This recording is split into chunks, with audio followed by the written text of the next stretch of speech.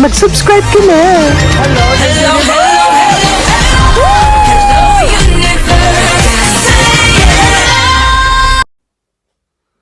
Hello mga buweks! Magandang araw sa inyong lahat. Galaw-galaw para hindi mapaimburnal. Hello sa ating mga subscribers dyan. Ganun din sa ating mga new subscribers. Welcome to Parade of Beauty! If you are here today, welcome to the new era of beauty. Beauty is in you. O, Jimwa. Kamusta naman kayo mga buweks? Magandang araw sa inyo. Ayan, putok na putok talaga ang aking tigidig. Tigidig talaga. Kamusta naman kayo? Na-miss ko kayo. Ang tagal nating hindi nagkita-kita. Charing. Kamusta naman? Hello sa mga nanonood dyan. Please don't forget, sana nakasubscribe na kayo sa aking channel, no? At sana, syempre, nakalike na rin kayo para hindi kayo ma-stroke. Diba? Kasi merong sumpa dito sa Parade of Beauty, ang hindi nagla-like, nai-stroke. O baka naman na-stroke na kayo hindi makagalaw, diba? Anyway, mga buwaks, ito na ang ating chika ngayong araw na ito. Huwag na tayo magpachumpik-chumpik pa, no? Nakakaloka ito si si Miss Servia, ayan, si Miss Ivana Relic, ang charay ha. Ang sabi niya dito, finally had the chance to meet the phenomenal Catriona Gray, one of the women who inspired me to chase my dreams and join the Miss Universe competition. Her lava walk, her grace, intelligence, and passion for making a difference remind me why I started this journey. Ang charay! Thank you for paving the way for so many of us to dream big and shine bright. O, diba? Parang shine bright like a diamond. Ang drama, diba? Nakakatuwa naman itong si Miss Servia, diba? Ang ganda-ganda rin pala ni Miss Servia.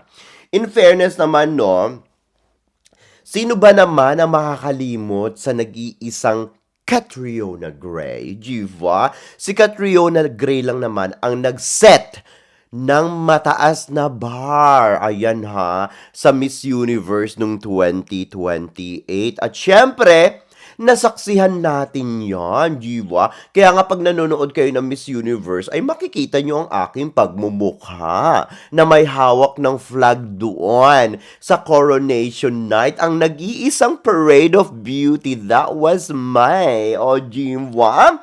Talaga namang walang pagsisisi. Ayan, sinasabi nga daw nila, lucky charm daw ako ng, ng mga kandidata natin ng Philippines kasi yung nanood ako ng Miss Universe kay Catriona Gray, di ba nanalo si Catriona, nandoon. O yung sa Miss Grand International naman, nandun din tayo. Nag-first runner-up naman si CJ Opiaza, di ba?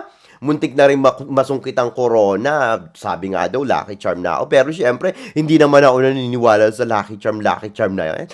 Kung paano kung halimbawa mangyari, nandun ako, tapos maligwak ang ating kandidata, wag naman sana, no? O ano nang tawag nyo sa akin? Paimburnal na, ganun na, diba? Nakakaloka. Kaya ayokong kagatin yung lucky charm na yan. Naniniwala ako na ang kandidata natin sa mundo ng pageantry, no? Kung talagang destiny niya, diba? Nagwawala lang naman tayo mga Pinoy kapag destiny ng ating kandidata. Tapos, ayan, no? Destiny, tapos pinaimburnal. Diyan tayo nagwawala ng bonggang-bongga, diba? Hindi tayo pumapayag na ganun-ganun lang yun. Kahit natapos ang pageant, ay talaga namang tuloy na tuloy ang bardagulan between the Philippines or kahit na sino pa mang beauty pageants dyan, diba?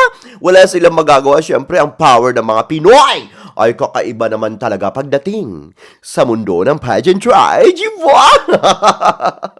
Kudos naman dito kay Miss Ivana Relic. Ayan, no? Talagang super fan siya ni Catriona Gray. Ang ating nag-iisang Miss Universe of Philippines 2018 na si Catriona Gray. Diba? Hindi pa yan napapalitan. Siya pa rin ang nananatiling, ang tawag dito, huling Miss Universe title holder sa Pilipinas. Diba? Na talaga namang in-erase niya, iwinagayway niya ang bandila ng Pilipinas. Diba? Kahit na may kalahating lahi ito ng Australian, talaga namang talagang pinagmamalaki niya na siya ay Filipina. Ganun dapat, di ba? Sana yung mga Pinoy ganun din. Ipagmalaki nyo na you are Filipino. Wag nyo yakapin yung ibang bansa. Nakakaloka kayo.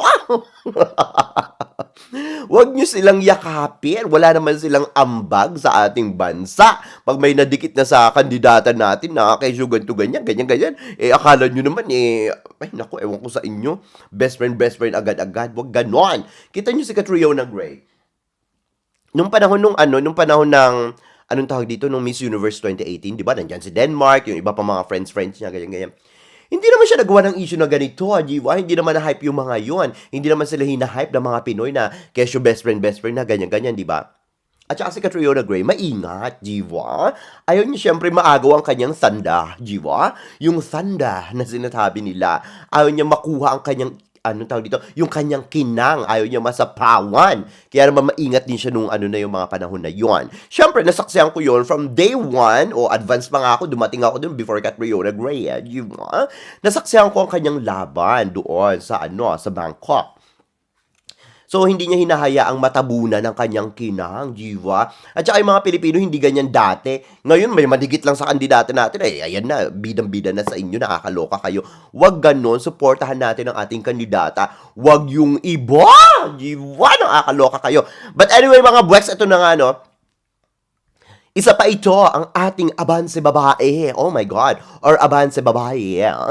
Beauty for Echo. Ayan na ang sinasabi dito. Nagparamdam na ang ating kababayan, ang nag-iisang Alexi Bay Moso Brooks from Iloilo. Nalalaban lang naman sa Miss Eco International 2025. Ayan. Sana manifesting talaga for the third crown sa Miss Eco International. Nakakaloka. Ito, talaga namang ayaw magpaawat. Kitang-kita nyo naman. Ang kanyang katawan. Kitang-kita nyo, bagay na bagay sa kanya talagang blue. Sabi ko sa inyo, no Miss Universe Philippines, diba meron siyang blue? Nung isa sa mga event yun sa mga sponsors. Nakalimutan ko kung ano yun. Dami kasi nilang sponsors. Bagay na bagay talaga sa kanya yung ganitong blue, no? Tapos yung silver, panalo, pakak na pakak talaga sa kanya. Ang sexy niya, ang ganda-ganda ng pose and poise na dito, nakakaloka, no? At saka mas pumayat siya, mga buweks. Tignan nyo yan, nakakaloka. Ang puwet ay talaga namang, talagang feeling ko talagang maraming babaldahin itong puwet niya doon sa Miss Eco International. Diba? Sa mga pitikan niya ng puwit doon, talaga namang marami itong, nako, papatumbahin doon sa sa Egypt, ayan, no? Puwit pa lang, Diyos ko Lord, mandana kayo, no? Sikapin talaga niya, sana na maiuwi ang corona para hindi mapahiya na naman ang bansang Pilipinas, di ba? Lalong-lalo na mga solid fans ni Alexi Brooks, Diyos ko Lord, ano ito, di ba? Itong si Alexi Brooks na talaga namang alam natin na full of conviction, very eloquent, talaga naman, very relatable, talaga namang, nako, pagdating nito sa mga diba-dibate, ay talagang bubula ang bunganga nito. Siguro mapanganga na lang doon, pati yung may-ari ng organization. Nakakaloka ito. Diba, ito kung lumamon ng mikropono, pag nilamon nito ang mikropono, pati yung nagtatanong, nilulunok, charot. Diba, hindi ito nagtitira ng buhay. Talaga namang bubula ang bunganga nito, malalason yung mga nandudukan, pati yung mga kandidata, pati mga judges. Sarat! So, ayun na nga, siya na siguro ang mag-uuwi ng corona natin, no? Para dito sa Miss Eco International. Inaabangan ko talaga to, mga buweks. Kaabang-abang talaga tong si Alexi May Moso Brooks. Naku, ayan na. Dahil nga nag-post, nagparamdam na itong si Alexi Brooks. Kasi nga, kumakalat sa social media na hindi na daw makakalaban ito na Miss Eco International. Pero alam nyo naman, kitang-kita nyo, talaga naman nagparamdam na ang ating Reyna from Iloilo, diba? Na si Alexi Brooks. Tapos ngayon, sa post na ganyan sa social media, talaga namang kitang-kita nyo, ay naku, nakakaloka itong mga buweksa. Bumangon na naman sa hukay ang mga feeling entitled dyan. Ang mga feeling perfect, no? Makapanghusga naman sa ating Reyna. Siyempre, no? Salamin-salamin din. Baka mamaya mas masahol pa yung mga pagbumukha nyo sa kanya. Di ba? Punyeta kayo. So, ayun na nga, no? Siyempre, sa mga hindi nagla-likes dyan, sana nakapag-likes na kayo. Diyos ko, Lord, grabe kayo, ha? Kanina pa ako dito talak ng talak, bumubula na yung bunganga ko. Nakakaloka kayo, ha? But anyway, wag nyo sabihin sa akin na stroke na kayo. Hindi na kayo makagalaw. Pasensya na sa boses ko, medyo malat. Kasi kagigising ko lang. Nagmamadali na ako. May trabaho kasi ako. Anyway, ito na nga, no. May mga tao talaga, no, na wala talagang magawa sa buhay. Sa totoo lang, no. Ayan ang mahirap sa mga Pinoy, crab mentality. That's totally wrong. Pangit yan, no. Pag magre-represent ang ating mga kandidata sa ibang bansa, dapat mas tinutulungan natin sila. Hindi lang yung salitang bayanihan. Hindi lang yan para kay, kay MMD. Dapat para sa lahat ng mga Pilipino yan, keso pageant or whatsoever, personal life. Dapat yung bayanihan, yung spirit na pinagmamalaki natin, ipakita natin sa buong mundo. Ikaw ay Pinoy, ibang-iba ang Pinoy, huwag kang masyo-syokoy, diba? Ipagmalaki mo. Nakakaloka ito. Dapat pinapakita natin yung bayanihan, hindi lang sa mga sa mga beauty pageants at saka sa iisang kandidata. Dapat sa pangkalahatan kasi we are all Filipinos. Ganyan talaga, diba? Ito kasi mga tao na ito, mga crab mentality, walang magawa sa buhay kundi mang inis lang, no? Mang bash, ganyan-ganyan. And spread bad vibes, diba? Gaya ng mga nagko-comment dyan sa pictures ni, ni Alexi Brooks, ang nenega nila, no? Talagang against sila kay Alexi Brooks. I don't know why. Bakit, di ba? Ibang personality nitong mga ito. Diyos ko, kinahihiya ko kayo, mga punyeta kayo. Parang, ano bang galit nyo sa kanya, no? Dapat supportahan. Kung ayaw nyo supportahan, then leave her alone, di ba? Yung crab mentality, nakakaloka. Wala akong masabi dito sa mga Pinoy na to. Parang, ang laki-laki ng galit nyo sa kanya, wala naman siyang ginagawa sa inyo. Tapos pag nanalo, pag nakasungkit ng corona, anong sasabihin nyo, ha? I'm proud Pinoy, proud Filipino here, ganun, punyeta kayo. Di ba? Nakakaloka kayo, ang tsaka ng mga ugali nyo, kamukha ninyo. Magkakamukha na tayo, di ba? Pero hindi ganun na ugali ko, di ba? Good luck sa'yo, our dear Alex May Kaimoso Brooks. Nandito lang kami lagi para sa'yo. Nasusuportahan ka namin dito sa Parade of Beauty, sa lahat ng advocacy mo, sa laban mo dito sa ating Miss Eco International 2025. Ayan, malapit na yan. Next year yan, no? Kung hindi ako nakakamali, February yan. February or April, ganyan. Ganyan yung buwan niya. May tiwala ako sa'yo. Alam mo yan, noon pa yan, nak! Alam mo yan, noon! Ayan, ang aking mahal na anak, di ba? Sa Alexi Brooks, ayan, no? Ito kung hindi ito winner, runner-up ito, pero most likely winner ito. Ayan, alam nyo naman, pag lumaban itong si Alexi Brooks, ay hindi ito nagpapatumpik-tumpik, di ba? Talaga namang tabi kayo dyan. Nandito na ang nag-iisang reyna from the Philippines! So, charot. So, ayun, no, your time has come. Shine bright and bring home the crown once again for the Philippines. O, diwa? Iganti mo ang Philippines, diba? Laban lang ng laban at wag makinig sa mga bashers na yan, diba? Wala naman silang ambag sa buhay mo. So, go lang. At naniniwala ako, ito sa totoo lang mga Brex, no? Ibang-iba ang power ng mga ilo-ilo. Yung mga tao doon. Ay, Diyos ko, Lord. Yung kasagsagan ng Miss Universe Philippines, alam naman natin kung paano nila sinuportahan ng bonggang-bongga si Alexi May Kaimoso Brooks. Lalo na ngayon, yung nag-homecoming ito, Diyos ko Lord, daig pa yung nanalo sa Miss Universe Philippines, di ba? Pero tignan nyo, pag ito, pumunta na, di ba, dinagsa siya dun sa Iloilo at saka sa Leon, di ba?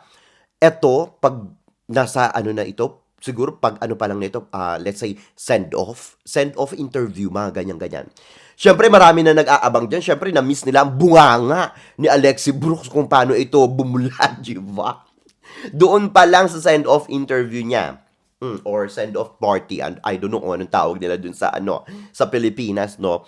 Lalo na sa send-off nito sa airport, hanggang doon sa Egypt, ay! Panigurado, ayan, no? Kahit na wala kayo dyan, mga bashers kayo sa iba't ibang sulok ng mundo, doon pa lang sa Iloilo, bawing-bawi na ang supporters ni Alexi May kay Mosu Brooks, no? So, ganyan sila ka-proud sa kanilang kababayan, no?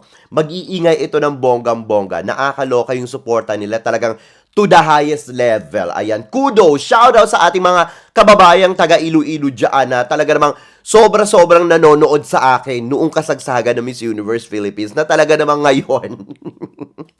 Nasaan na kayo? Iniwan nyo na ako. Iniwan nyo na ang beauty ko after the Miss Universe Philippines. May mga pailan-ilan pa rin naman dyan, no? But anyway, I love you guys. You know that, no? From Iloilo, shoutout sa inyong lahat. Especially sa Leon! Iloilo, diva! Tapos ito pa, mga Brex, nakakaloka naman ito, si Mother Hello the Universe. Ang tinatawag na ngayong Mother Hello Kitty, diba? Hello Kitty daw. So ayun, from the fan, thank you daw. I love it. Sabi daw ni Mother Hello the Universe, love na love daw ni Mother itong picture na ito na ginawa ng isang fan, no? Yung pinagsama-sama yung mga Disney princess. Tapos nandiyan yung ating mga Reyna, no, yung ating Miss Universe, at yung ating 4 continental queens. Ayan, si Miss Peru, si Miss Finland, si Miss Nigeria, and of course, si Miss Universe Asia, Philippines, Chelsea Manalo, di ba? At syempre, ang Miss Universe, charat, di ba? From Denmark, kudos naman. Parang sila ang totoong winners talaga. Yan ang umiingay-ingay ngayon, di ba? Nakakaloka ito, Nasaan na ang mga runners-up dyan? Di ba? Nirepost ito ni Mother Hello the Universe. Sabi niya, these goddesses made history as the first continental queens of Miss Universe. O, Jimbo, ang charay ni Mother mag-ingay magpa-clout pero totoo naman yan. Ito lang, no? Ito nung una ko itong nakitang post na to, sa totoo lang mga Bwex, ito maging totoo lang tayo. Mas lalong magngingit-ngit na naman sa inis, di ba? Yung mga, alam niyo na, no? Yung mga team runners-up dyan, di ba? Ginawa ng Disney equivalent. Tapos, pinost pa ni Mother Hello the Universe, di ba? Hello the Universe! Ti amo. Diba? Mabuhay ang mga continental queens, diba? Very deserving naman talaga. Kitang-kita mo itong 5 ito. Ay, naloka ako. Parang ganito yung nangyari sa sa Miss Cash mo, diba?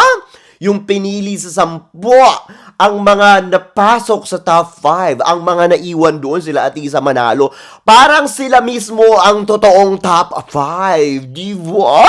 Kung tutuusin lang, di ba? Punyetera itong puki ng inang Miss Cash mo na ito. So, ayun, no? Parang makikita mo, ito talaga ang mga totoong winners, di ba? Parang na-etchapuera ang mga runner-ups doon, di ba? Well, wala naman sila magagawa. Ang runner-up, di ba? Wala sila magagawa dyan. Dahil si Hello the Universe, si Mother Hello the Universe mismo, ang namili niyan, di ba? So, kung may problema sila dun, sila magreklamo sa kanilang kababayan, di ba? Mabuti naman at kung ganon, at least kay Mother Hello the Universe nang galing mismo. Dahil ayan, mahimatay silang lahat sa inis. Ma-stroke sila dyan tulad ng mga hindi nagla-like sa aking video ngayon, ha? Mahimatay kayo dyan, ma-stroke kayo sa sa mga hindi nyo, sa hindi nyo, pag-like sa aking video, sa mga hindi gumagalaw-galaw dyan. Natepok na yata. Charot! Nagingit-ngit na naman ang mga animal na ito. Kaya ayan no, sa totoo lang mga buweks, wag natin gamitin ang 30 or top 30 no, na sinasabing top 30 sa Miss Universe. Ang tawagin natin kay Chelsea Manalo, Miss Universe Asia 2024 because ayan po ay title, di ba? Nakakatuwa naman ito. Dapat ganyan lang. Miss Universe Asia 2024. Queen of all queens in Asia. Period! Di ba? Ganun dapat yon para lalo silang mainis at mainggit. Di ba? Mamatay sila sa inggit. Ganun yun, no? Lalo na namang uusok ang ilong na mga ito. Lalong-lalo na ang ating mga shubitbahay dyan, no? Ang mga chay-chay dyan sa chibi-chibi. Ganun din, siyempre, ang mga indug. Di ba? Indug talaga. Tahol lang kayo ng tahol. Cry-cry lang kayo dyan sa chibi-chibi. Di ba? Bagay naman sa inyo. Siyempre, madrama naman ang buhay nyo, di ba? Pagdating sa mundo ng pageantry. Puro kayo kadramahan, mga punyeta kayo, di ba? They are the real top 5, obviously, di ba? Kasi winner sila, di ba? Winner na winner ito. Pack na pack, ganon, di ba? Yung mga chay-chay sa comment section, ay grabe ang kanilang inggit. Grabe ang kanilang pagwawala doon. Nakakaloka itong mga chay-chay na ito. Ayaw talaga nilang pumayag. Nagagalit sila kay Haluda Universe. Talagang kulang na lang isumpa nila si Haluda Universe at ang Philippines. Ito lang ang tanong ko Medyo naguguluhan na ako ng konti. I'm so confused. Bakit sila galit na galit kay Philippines? Bakit hindi sila nagre-reklamo doon sa ibang continental queens? Dahil ba we're co-Asians? Ganon. Tama ba yon? Tama ba, no? Siguro dahil nga we're co-Asians, pero bakit hindi sila tumatalak pag may mga ibang bansa na nakokoronahan? Bakit hindi nila binabash ng bonggang-bongga si Denmark? Dahil nga ang akala nga ng mga chay-chay, di ba? Yung mga reactions nila sa video, akala nila magcha-chay-chal na talaga si chay-chay. Bakit si Denmark hindi nila pinag-iinita ng bonggang-bongga? Bakit si Philippines? Talaga namang kitang-kita ang pagka-jealousy nila, di ba? Sa Philippines. Kasi nga, syempre, obviously, naungusan natin sila, di ba? Napatunayan natin na hindi naman talaga sila powerhouse. Chibo, naiiyak naman ako. Sorry mga buweks Naiiyak kasi ako Iyak ako. I'm very emotional. Nalulungkot ako para sa kanila. I'm so sad. I'm crying now. Nakakaloka ito. Yung mga dating inaaway natin. Ito lang sa totoo lang. Yung mga owners, no? Si Haluda Universe, si Uncle na tinatawag nating Miss Gurang dati, di ba? Ngayon naman ay love na natin si Papa Nawat, di ba? Love na natin sila. At love na rin natin si Mother Haluda Universe. Sige na nga, Mother. Love ka na namin, Mother. Sige na nga. Nakakaloka ka naman. Ang cute-cute mo. Ayun, love natin ngayon si Mother, di ba? Kasi nga, alam niyo na, gustong-gusto niya makabawi sa Pilipinas. Ayan, binigay niya lang naman sa Philippines ang title na ito at nagpakatotoo lang siya, di ba? Obviously naman na every year talaga namang di kalibre ang kandidata natin sa Miss Universe. Simula lang naman si Mother dumating dyan, napapaano na tayo, hindi naman napapa-imburnal. Kumbaga, hindi tayo umaabot dun sa rurok ng tagumpay. Although deserving natin yun. Pero ito, bumawi si Mother. Kasi nga, nagpakatotoo lang siya. Di ba? Kasi kung hindi siya nagpakatotoo, talagang mapa-imburnal na itong Miss Universe na ito. Ngayon nga, lagapak yung views nila. Sa totoo lang. No, parang feeling ko may tension talaga dito kay Mother at saka kay Raul. Tingin ko talaga. Nararamdaman ko Kaya ngayon, feeling ko ito si Mother humihingi ng simpatya sa mga Pilipino. Sa totoo lang, no? Siyempre, ayan, tulad ng sinasabi ko sa inyo na pag itong dalawang owner na ito ay nagsalpukan ng bonggang-bongga, talaga namang nag-ispadahan, di ba? Ispadahan talaga, di ba? May espada pa pala si Mother, di ba? So pag talagang itong dalawang ito ay nag-ispadahan, ay nako, alam nyo na ang mangyayari. Lalabas at lalabas lahat ng baho nito sa bawat isa. Diba? Si Mother Hello the Universe pa ba? Diba ang hiling nitong magpa-lawsuit siya, diba? Lawsuit ng lawsuit, lahat na lusutan. Ayan, at saka magtatatalak sa social media. Alam nyo naman kung gaano siya ka-powerful sa social media, diba? Talagang wala itong pinipiling oras, wala itong pinipiling audience, wala itong pinipiling salita. Talaga namang ito ay hindi nagpapatumpik-tumpik. Ayan, no? Anong Disney kaya ang pwede nating ibigay kay Mother Hello the Universe? Sige, mag-iisip ako. Kayo, ano sa tingin nyo? Mag-ingay kayo sa ating comment section para makita ko rin ang opinion nyo. Ano kayo magandang Disney princess para kay Mother? Sandali lang I think ito maganda ito, no? Yung stepmother na lang ni Cinderella. Diba? Bagay na bagay sa kanya yan. Tiyareng, diba? Charot lang. Stepmother talaga. Naliloga ako. So, ayun nga, no? Buti na lang wala si Doraemon dyan. Isa pang dilulo, di ba? Buti na lang wala si Doraemon dyan, no? Sa Disney Princess. O siguro, isama yung palaka dyan. Nakakaloka. Ayun, no? Ganun talaga. Hindi naman kasama si Doraemon kasi hindi naman siya alpha pageant, no? So, tumigil siya. Wala naman na siyang ganap ngayon. But anyway, sa mundo ng pageantry, di ba? Tamang-tama yung kay, anong tawag dito? Yung kay Aurora, di ba? Siya lang talaga ang kamukha talaga sa picture, no? Talagang ang ganda-ganda ni Chelsea Manalo dyan. Siya lang talaga yung kamukhang-kamukha dyan, no? Talagang lutang na lutang ang ganda niya dito sa apat na ito. Tignan nyo, kung iisipin nyo, kung ito ang original top 5, di ba? Si Peru, si Nigeria, si Philippines, si Denmark, tapos etong si ano ba yung isa? Nakalimutan ko yung isa. Basta kung etong limang ito, no, ang talagang original na top 5, mga Bwex. Ay, naku, wala na talaga akong masabi, mga Bwex. Wala na talaga akong masabi. Kasi kung iisipin nyo, di ba, sa Philippines, pasok ang Pilipinas sa top 5, di ba? Nakakakilabot yan.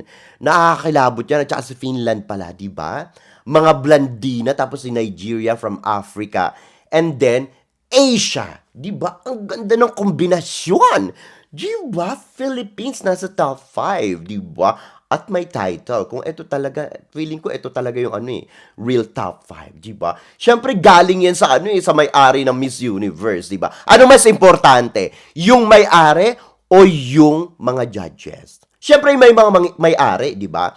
Tulad nung sinasabi ko sa inyo, sa mga beauty pageants, ang laging may final touch dyan, laging may final decision, ang mga may-ari ng organisasyon. Kaya naman kitang-kita nyo, di ba? Ang mga continental queens, ang may mga sikat pang mga kaganapan sa kanila, di ba? Mga sikat pa yung mga kaganapan sa kanila kesa doon sa mga runners-up. Ano na nangyari sa kanila, di ba? So, yan ang sinasabi ko sa inyo. Sa lahat yan ng organization, laging ang may-ari ng organization ang may final touch, di ba? Sabihin na nating business side, kasama na yon. Pero syempre, matatanggal mo ba ang Pilipinas sa mapa ng beauty pageants kahit natanggalin mo yung business side? No. Because Philippines is Philippines. Ganun yon. Period. Wala na kayong magagawa. Nasa mapa na. Ang laki na ng nasasakop na lupain ng Pilipinas sa mapa ng beauty pageants. Wow! Nawawala yung boses ko. Nakakaloka. So, wala na magagawa dyan si Hello the Universe. Talagang balibalik na rin niya ang mundo pag walang ganap ang Philippines sa mga beauty pageants. Good luck sa'yo. Tignan nyo na lang, very good example, ang Miss Cashmo, kung anong ginawa nila sa Pilipinas. Pinaglaruan si Chelsea Manalo. Hindi lang si Chelsea Manalo, si Atisa Manalo. Pinaglaruan si Atisa Manalo. Ibig sabihin, Claro Ricados, di ba? Pinaglaruan hindi lang si Atisa Manalo, pati ang Pilipinas at ang mga tao nito. Di ba? Kasi sumuporta tayo ng bonggang-bongga sa Miss Cashmo. Pero ang ginawa na itong ano na to, ng organization na ito, pinanalo nila yung hindi naman, ewan ko na lang talaga mga Brex, ayoko na sumasakit ang ulo ko. Nagsisisi ako kung bakit pa ako nagpunta doon, di ba? Nag-media pa. Ay, ito kasi si Doc Sade.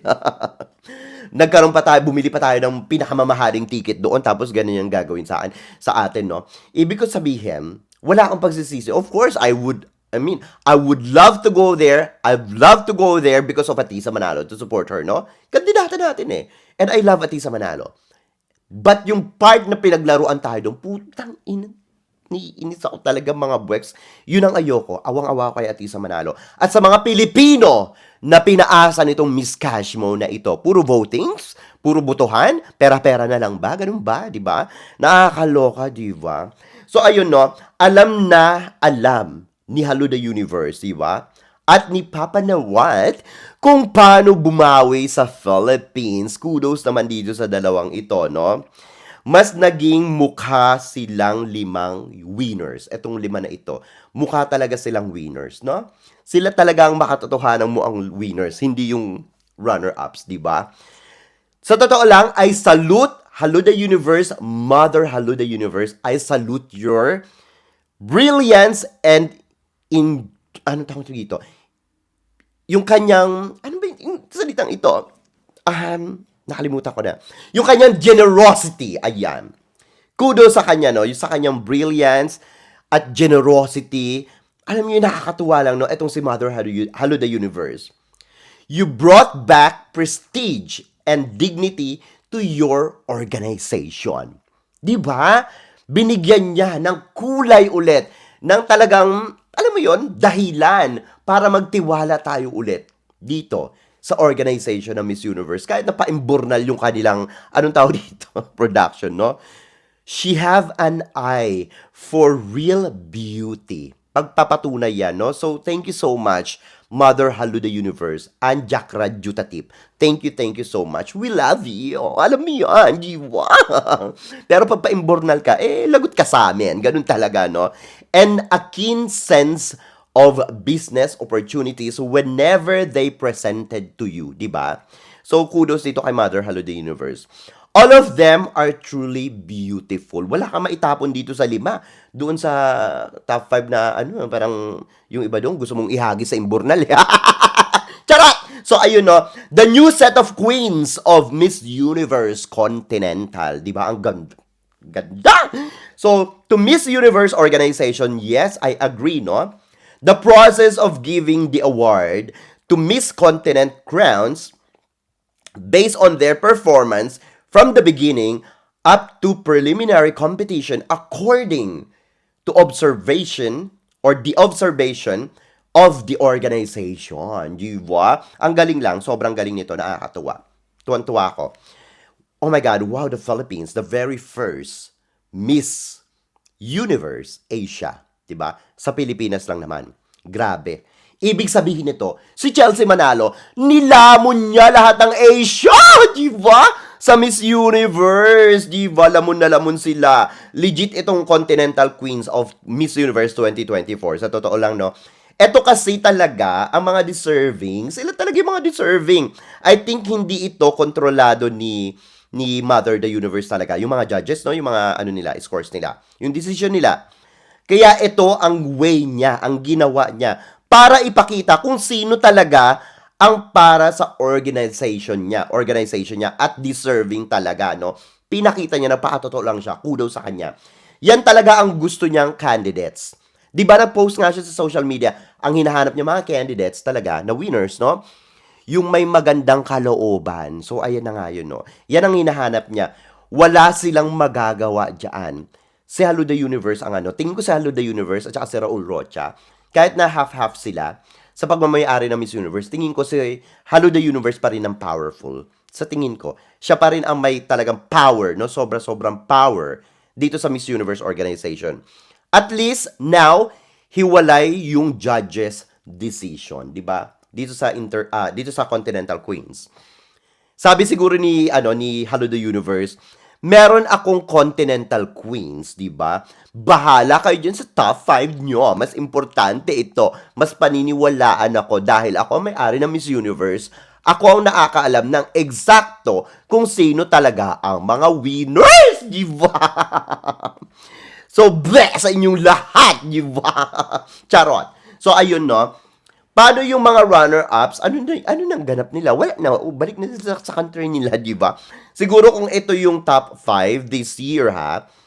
Atong mga Continental Queens. Ang lakas siguro nitong grupong ito.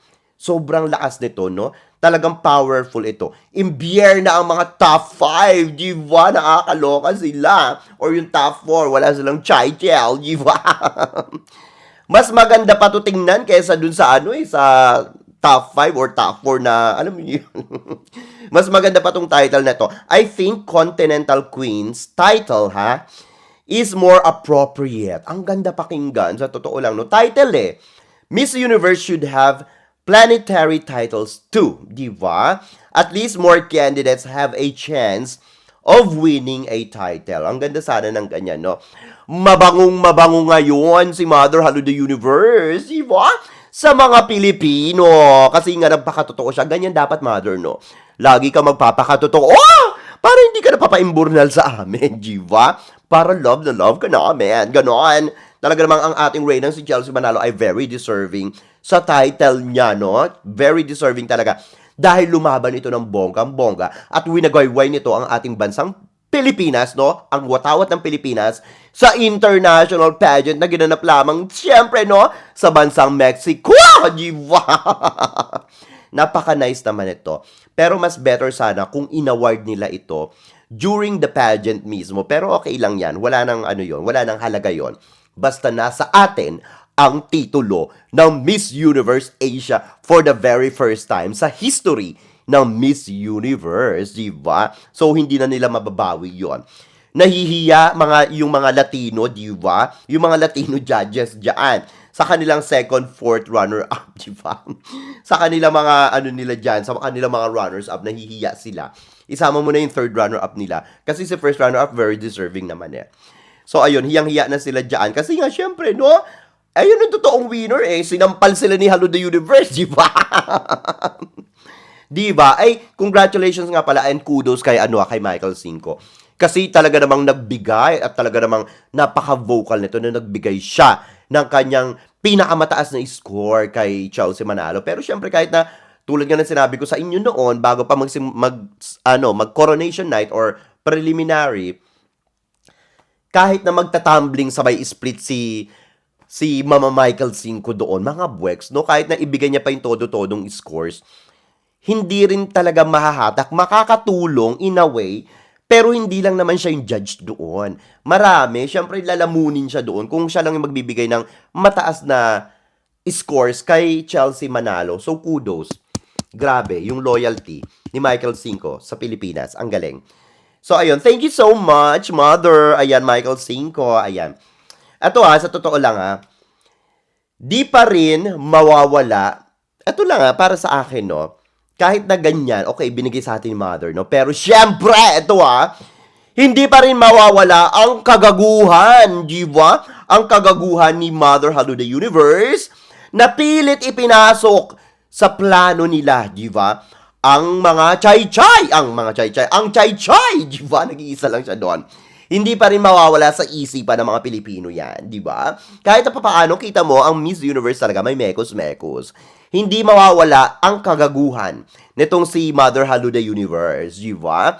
Ipinasok ng pilit si Chai Chai sa top 5. Siyempre, ganun din alam niyo na, no? Si Raul Rocha. Napilit namang ipinagsiksikan din doon sa Mexico kahit naman talagang, ay nako, ewan ko na lang talaga, mga buweks kayo na magsabi, no? Kayo na magsalita, kayo na magdesisyon, kayo na umusga, at lalong-lalo na itong si Tandang Gurang na ipinasok naman sa Venezuela din sa top 5, di ba? Nakakaloka naman ito, mga punyeta kayo, di ba?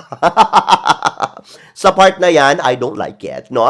Sana, ay nako, ewan ko na lang talaga. No? Pero this point, medyo love natin si Mother Hello the Universe. Pero syempre, yung mga galawang ganyan, no? Pinasok sa top 5, yun ang medyo tagilid. Hindi medyo tagilid na tagilid talaga, di ba? Anyway, mga buweks, ano masasabi nyo dito sa ating mga chika ngayong araw na ito? Mag-ingay kayo sa ating comment section para makita ko rin ang inyong mga opinion. Hanggang sa susunod natin mga chika-chikahan. Bye for now, mga buweks, and I love you all. Bye! See ya!